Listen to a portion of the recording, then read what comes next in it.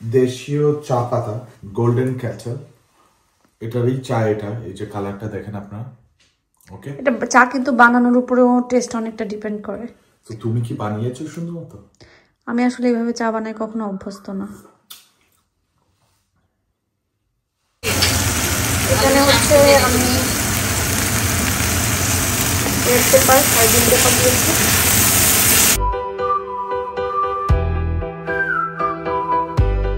আসসালামু আলাইকুম, কেমন আছেন?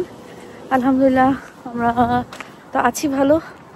ইউকে ফিরে আসছি এখন, আবার সেই মানে রেগুলার জীবনযাপন সেটা শুরু হয়ে যাবে। হলিডে মুড শেষ। তা আমি এখানে একটু দোকানে আসছিলাম, দোকান থেকে এখন বাসায় যাচ্ছি, রান্নাবাড়া করব।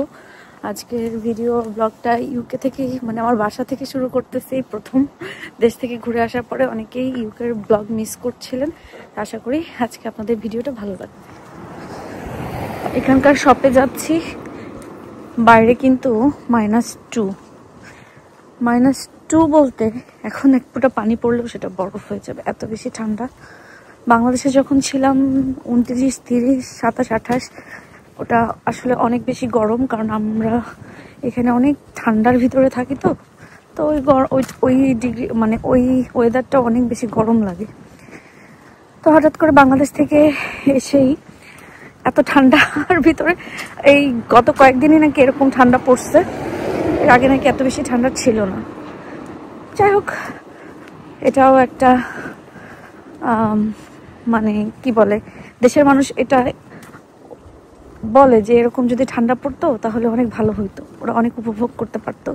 আর আমরা যেরকম এখানে যারা আছি বলি যে ইস, দেশের ওই ওয়েদারটা যদি আমাদের হতো। আসলে আমরা কোনো কিছুতেই হ্যাপি না, যেটা পাই সেটাতে খুশি থাকি না, অন্য একটা ভালো লাগে, এটাই হচ্ছে নিয়ম। আমি আর হাত বের করে ভিডিও করতে পারতেছি না, আমার হাত পুরা মানে বরফ হয়ে গেছে ঠান্ডায়। আমি দোকানে যাই, আমি যাচ্ছি হলো ফুলকপি আনতে। খুব বেশি ফুলকপি ভাজি খেতে ইচ্ছা করছে। তো আপনাদের ইব্রাহিম ভাই গতকালকে পাই নাই, লিজো লেগেছিল। তা আমি এখন বাসার পাশে এটাতে যে খুঁজে দেখি যে আছে কিনা, থাকলে একটা ফুলকপি কিনে নিয়ে আসবো। আমরা মানুষরা আসলে পাখির মতন না, আজকে এখানে কালকে সেখানে, 2 দিন আগেও আমি ছিলাম বাংলাদেশে, এখন চলে আসছি এখানে।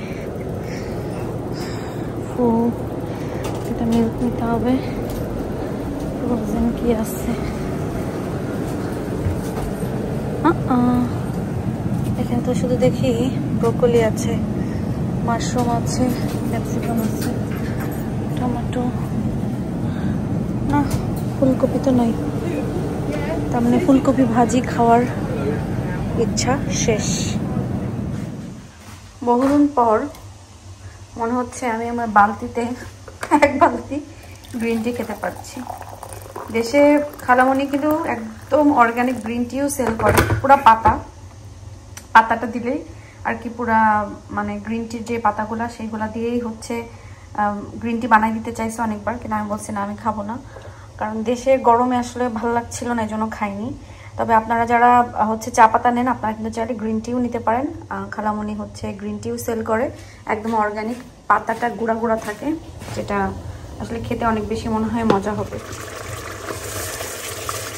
অনেকদিন পর রান্না করতে গেলে মনে হয় চল রান্না কি ভালো হবে, রান্না কি মজা হবে, এটা কেন জানি মনে হয়।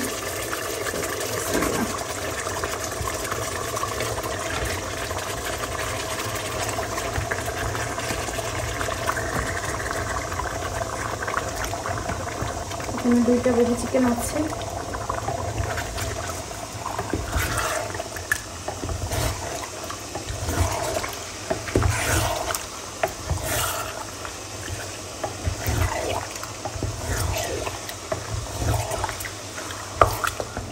ভাবলাম একটু ডিম ভুনা করি, কারণ আর কোনো তরকারি নাই।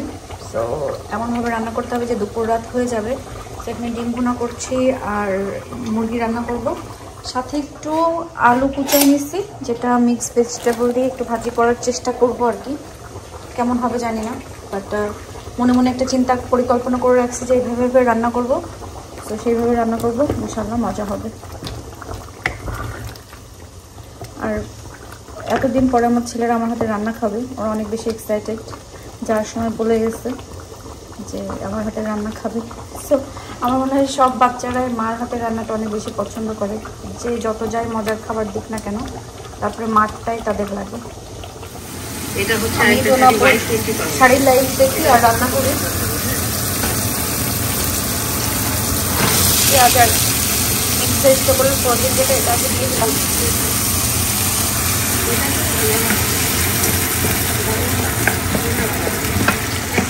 এখানে হচ্ছে আমি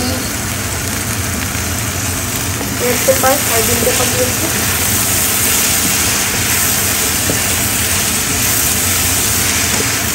কালারফুল ভাজি হচ্ছে, সবুজ, লাল, হলুদ, কমলা সব আছে।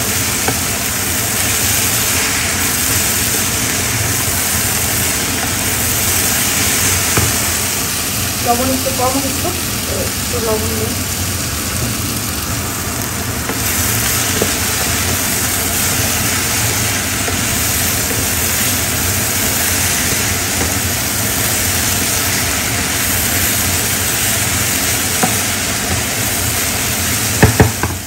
আয়দা হিল আপনাদের ইব্রাহিম ভাই আসতে দেরি হবে, ওরা স্কুলে আপনাদের ইব্রাহিম ভাই হচ্ছে তার আজকে ফিজিও আছে, জিম আছে, সব কিছু সেরে পরে আমার ওদেরকে নিয়ে আসবে। আমার তো খিদা লেগে গেছে, আমি ভাজিটা দিয়ে একটু খাবো।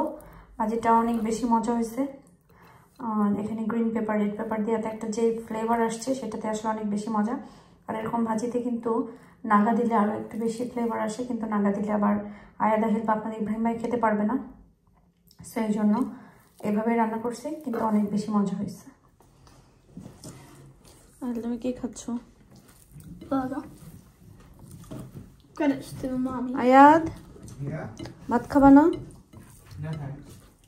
মা চিকেন কুক করছে। হ্যাঁ মা রান্না করছে, একটুখানি ভাত আছে, ওইটাতে সালাদ আর রাইস দিয়ে দিই না। চিকেন না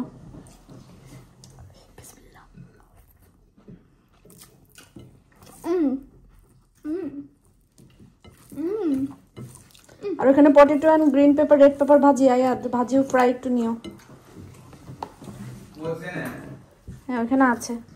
এই পিঠা হচ্ছে দিচ্ছে মনি আন্টির ফ্রেন্ড কণিকা আন্টি, আমার জন্য নিয়ে আসছিল আর কি। মজা না? ওই যে ওদের ইয়েটা আছে, আমরা কখনো অর্ডার দিতে চাই না। কি না?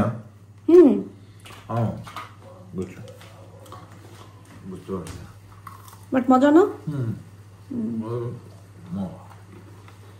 আমি পিঠা খাওয়া অনেক শখের বিষয়। আরো কিছু জিনিস আছে দেখাচ্ছি, তুমি কি চায়ের প্রিপারেশনে? এখানে আমি এখন গোল্ডেন ক্যাটেলের চা বানাবো। এটা একটু খুলতে হবে। এটা কোনো লাগেই তো।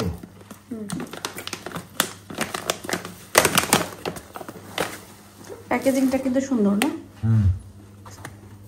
এটা বেশি নাকি দিতে হয় না? আর একটু দাও, আর চামচ দাও। বুঝছি আম্মা। না বেশি দিলে নাকি দিতে হয়ে যাবে। আর না, অল্পতেই অনেক হয়। তাই তো পরিমাণটা জেনে আসতে হয়। কয়েক কাপ পানিতে কতটুকু? এটা একটু জাল খাক। ওইগুলো নরম হয়ে গেছে না, ওর ভিতরে কিন্তু পোড়াটা ধরবে না। এগুলো বের করে ফেলবো। এখানে আবার আমার আশুরা খাদিজা, আমি আই ডোন্ট নো তারা কিভাবে বানাইতে। আম্মা মনে হয় দেশ থেকে নারিকেল কেটে নিয়ে আসছে, আর আশুরা বা খাদিজা এরা এটাতে ভাবছে। ওরে আল্লাহ, ছিঁড়ে ফেললে হবে, ভিতরে আরো ব্যাগ আছে। ওকে, এটা হলো নারিকেলের চিড়া। আপনারা যারা দেখি বাংলাদেশের গন্ধ,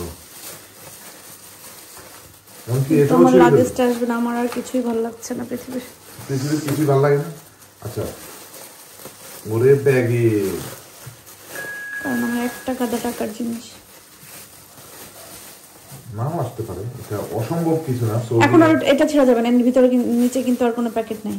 এই যে সিজার্স আছে, এখান থেকে তো মাথাটা কেটে ফেলে রাখলো। এই যে এই যে এই যে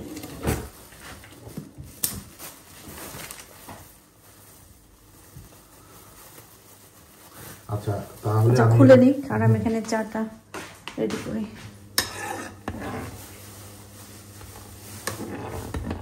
খুলে দিচ্ছি।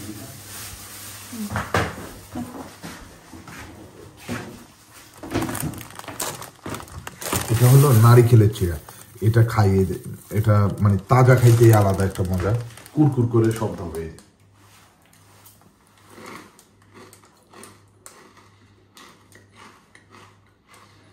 শ্যামা, আমি শিওর আমাদের গাছের নারিকেল আম্মা কেটে আনছে আর আসলে খাতে মানে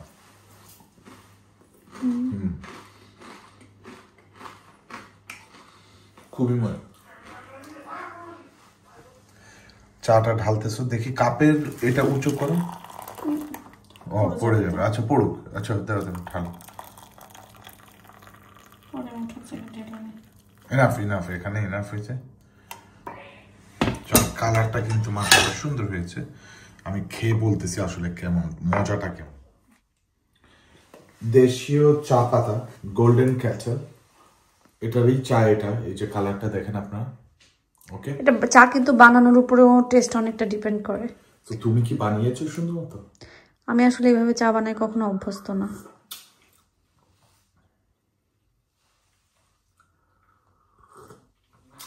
রেডি প্যাক চা আর এই চায়ের মধ্যে অনেক তফাৎ আছে।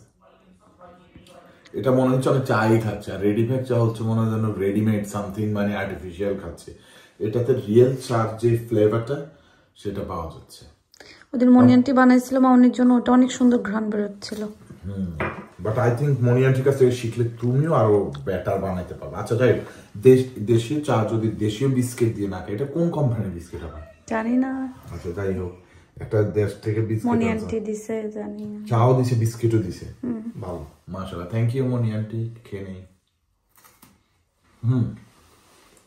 আপনারা যদি কেউ অর্ডার করতে চান এই অর্গানিক চা গোল্ডেন ক্যাটেল, আজকে ইয়ে করবো না, আমরা ভিডিওর নিচে ফেসবুকের লিঙ্কটা দিয়ে দিব, পেজের লিঙ্কটা।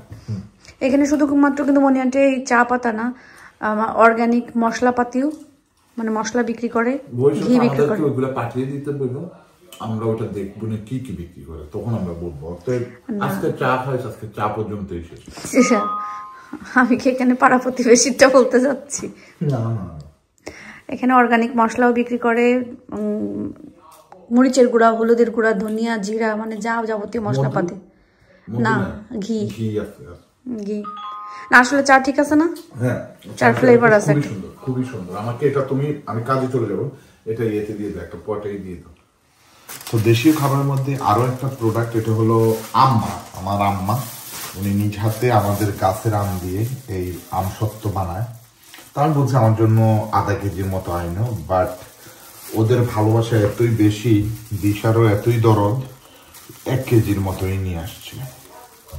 এখন আমি কি এটা খুলতে পারো, মানে ব্যর্থ হবো? লাগেজ যে একটা আসলো না। তোমার ওই লাগেজ নাও পাইতে পারো। সৌদি এয়ারলাইন্সের এরকম ঘটনা অহরহ ঘটে। আচ্ছা, আমি আগে আমসত্ত্বটা খেয়েছিলি, আমসত্ত্বটা খাবো, এবং আমার এক বড় ভাই আছে, উনি আমসত্ত্ব অনেক পছন্দ করে, বাসায় বানানো। আমি একটা পার্ট উঠাবো, আহিলকে একটু টেস্ট করতে দেওয়া যেতে পারে। আহিল, আহিল, আচ্ছা এই যে আমসত্ত্ব মানে বাসায় বানানো আমসত্ত্ব অনেকদিন পরে ট্রাই করি।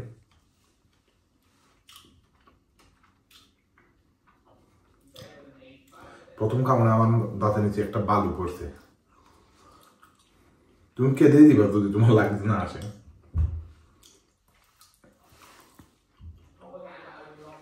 একবারে দেশীয় আমের অর্গানিক আমসত্ত্ব। আবার বললেন এটা কোন পেজ থেকে আসছে, এটা আমাদের ঘরে বানানো, এটা কোনো promotion. Come here, quick. We are waiting, Angel. Come here. Dadu money this. Come here. Come Dadu. What is it? Mango bar. You know mango bar? You try it. Try it, Robina. I think there's something not. No. It's not nothing fishy. I'm just kidding. এই যে এখান থেকে একটা byte নে, Have a bite. Try কর. Try it, Robina. What do you prove if you don't try? I already tasted it before, I don't like it. এক কামড় খাওয়া যায়। No. বাবু রে বাবু, এমন বেঠিস আমরা তুই।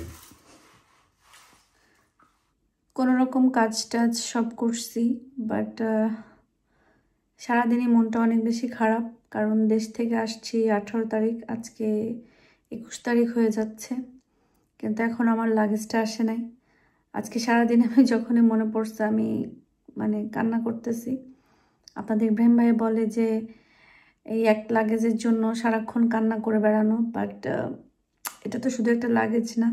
মানে আমি মূলত গেছি বাংলাদেশে আমার বিজনেসের কাজে। আমি মাঝে মাঝে এরকম মানে যখন এরকম ইয়ে হয় যাই বা গেছি, তো ওর ভিতরে আসলে আমার এত এত টাকার কাপড় জিনিসপত্র আছে, মানে লাগেজটা যদি না পাওয়া যায় তাহলে আমার অনেক টাকা লস যাবে। কারণ বিজনেসের টাকাটা তো আসলে আমার বিজনেস থেকেই আসে, আর আমি বিজনেসে মূলত অনেক বড় একটা লস খাইছি 17 সালে। তারপরে আবার টুকটুক করে এটাকে আবার একটু একটু করে দাঁড়া করাইছি। এখন আবার যদি লাগেজটা না পাই তাহলে আমার অনেকগুলো টাকা মার যাবে। সো সেই সমস্ত সব চিন্তায় ভাবনায় আমি সারাদিন মানে আমার ভালো লাগছে না, কান্না আসতেছে, কারণ 2-3 দিন হয়ে গেছে লাগেজটা এখন আসলো না।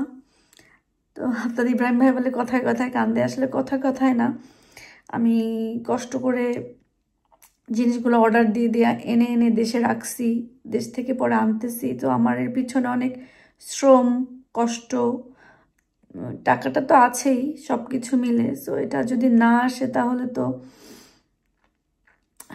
মানে আমি বুঝতেছি না, আমার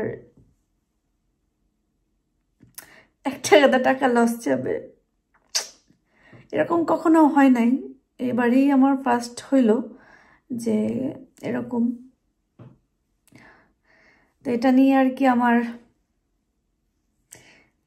টেনশানে মন মেজাজ মানে ভাল লাগছে না, দিনটাও ঠিক সেভাবে যাচ্ছে না। আর এখানে এত বেশি ঠান্ডা পড়ছে, আমার ঠান্ডাও লেগে গেছে এটা। আর এই তো সবাই একটু দোয়া করেন যেন আমার লাগেজটা পাই, কারণ অনেকের কাছে শুনতেছি যে লাগেজ নাকি পাওয়াই যায় না সাউদি এয়ারলাইন্সে। সো নেক্সট টাইম আপনারা যারা যাবেন একটু সাবধানে, আসলে বলা যায় না কখনকার কি হয়। কিন্তু সৌদি এয়ারলাইন্সে এটা আমি বলার পরে অনেকের কাছেই শুনতেছি যে তাদের এইটা কমপ্লেনটা একেবারেই মানে খুবই কমন একটা কমপ্লেন, যে তাদের এখান থেকে লাগেজ হারাই যায়, লাগেজ পাওয়া যায় না। কেউ হয়তো বা 2 মাস পরে পায়, কেউ একেবারে পায়ই না। আমারটা যদি একেবারে না পাই তাহলে আমার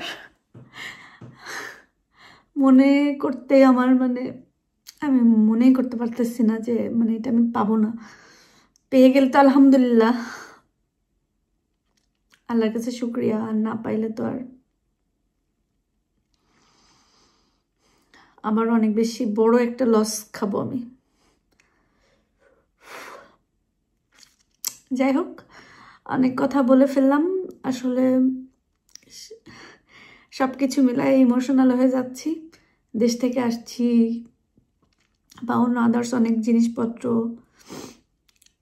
এরপর আমার আবার লাগেজটা হারাই গেল, লাগেজটা পাচ্ছি না, এখনো আসতেছে না। ওদেরকে ফোন দিচ্ছি, ফোন ধরে না, ইমেলের রিপ্লাই করে না। যে ট্র্যাকিং নাম্বার দিছে সেটাতে ট্র্যাক করতে গেলেও সেটাও পারতেছি না। মানে সব কিছু মিলায় সময় যখন খারাপ যায় তখন সব দিক থেকেই খারাপ যায় আর কি। যাই হোক, ভিডিও এখানে শেষ করি। সবাই ভালো থাকবেন, সুস্থ থাকবেন, অবশ্যই নিরাপদে থাকবেন। দোয়া করবেন যেন আল্লাহ আমাদেরকে ভালো রাখে, সুস্থ রাখে এবং নিরাপদে রাখে। আর সবাই দোয়া করবেন আমার লাগেজটার জন্য পাই। লাগেজটা না পাইলে আসলে আমি অনেক অনেক বেশি কষ্ট পাবো, আমার অনেক বড় লস হবে। যাই হোক, সবাই ভালো থাকেন, আল্লাহ হাফেজ।